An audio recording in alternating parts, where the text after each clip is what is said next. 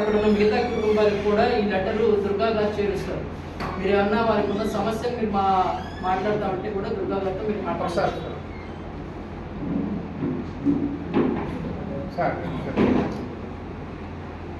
వచ్చినటువంటి print media మరియు electronic media విలేకరులందరికీ నా నమస్కారాలు. ముందుగా 25వ తారీఖు నేను నామినేషన్ వేసిన తర్వాత పెట్టిన ప్రెస్ మీట్ ప్రజల్లోకి చాలా వేగవంతంగా తక్కువ సమయంలో కూడా మీరు అందరు తీసుకెళ్లారు. మీ అందరికి కూడా ప్రత్యేకించి నా కృతజ్ఞతలు. జై భారత్ పార్టీ తరఫు నుంచి కూడా నా నమస్కారాలు, కృతజ్ఞతలు తెలుపుకుంటున్నాను.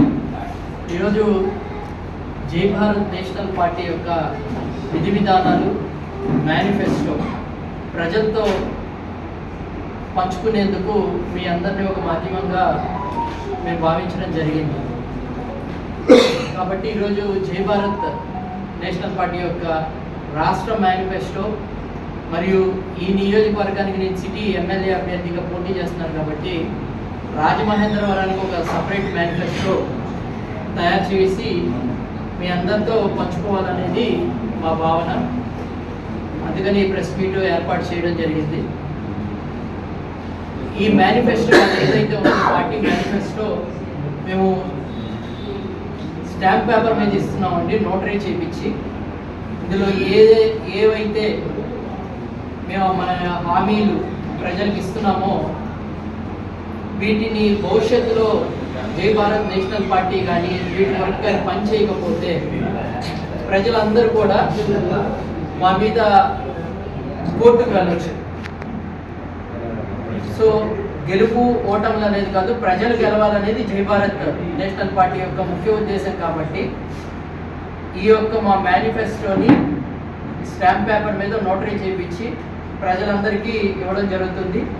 వీటి మీద మేము పనిచేస్తాము. కాబట్టి ఇప్పుడు ఈ మేనిఫెస్టోని మీకు వివరించే ప్రయత్నం చేస్తాను. ఎందుకు ప్రత్యేక హోదా అంటే, రాష్ట్ర విభజన జరిగిన తర్వాత చాలా కంపెనీలు తెలంగాణ స్టేట్లో ఉండిపోయినాయి. చాలా కంపెనీలు కాదు, ఆల్మోస్ట్ ఆల్ కంపెనీస్ అన్నీ కూడా తెలంగాణ రాష్ట్రంలో ఉండిపోయినాయి. కాబట్టి ఈ ప్రాంతం అభివృద్ధి చెందాలంటే ఇండస్ట్రీస్ రావాలి, స్థానికంగా ఇక్కడ అందరికీ ఉపాధి అవకాశాలు కూడా కలగాలి. కాబట్టి ఈ ఇండస్ట్రీస్ మీద వచ్చే పనులన్నీ కూడా ఈ రాష్ట్రానికి చెందాలి. కాబట్టి ఏ రాష్ట్రంలో అయితే ఇండస్ట్రీస్ ఉంటాయో, రిజిస్ట్రేషన్ అయి ఉంటాయో ఆ రాష్ట్రాలకే ఇండస్ట్రీస్ యొక్క పన్ను వెళ్తుంది. ఇక్కడ ఆంధ్రప్రదేశ్లో ఆపరేషన్స్ జరుగుతున్న కొన్ని ఇండస్ట్రీస్ రిజిస్ట్రేషన్ తెలంగాణనే.